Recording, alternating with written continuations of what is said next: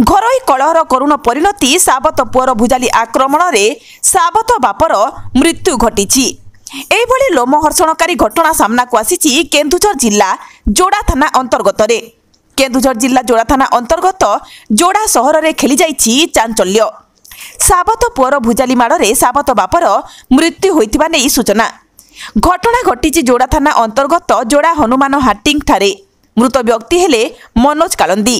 कौनसी कारणरू मनोज नामक जड़े व्यक्ति को तार साबत पुओ रागरे जर्जरित और प्रतिशोध परायण होई मनोज एक स्कूटी रे आसुथबा बेले निज सांग मानक सह मिसी प्रथमे लुहा पाइप रे पिटी तले पकाइबा परे एक भुजाली रे साबत बापर पेटरे भूसी देथिले। तेबे तांकु डाक्तरखाना नेइथिले हैं सेठारे डाक्तर मृत्यु होई जाइथिबा नै सूचना। घटना घटाइबा परे आसामी माने घटनास्थल फेरार होई जाइछंती।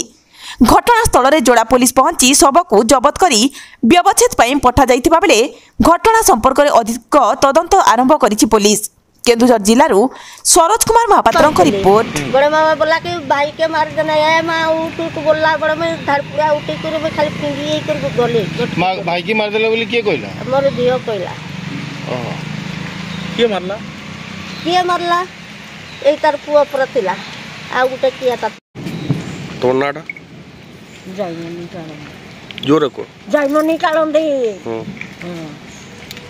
कौन होची घटना कौन होची घर गले स्कूटी रे पछाड़े सामने जुईतिले पछाड़े मार दैछते स्कूटी भी पड़ी आउ सही मो पुत्रा को भी मारी कर पकई दे से माने की एई तार पुओ एई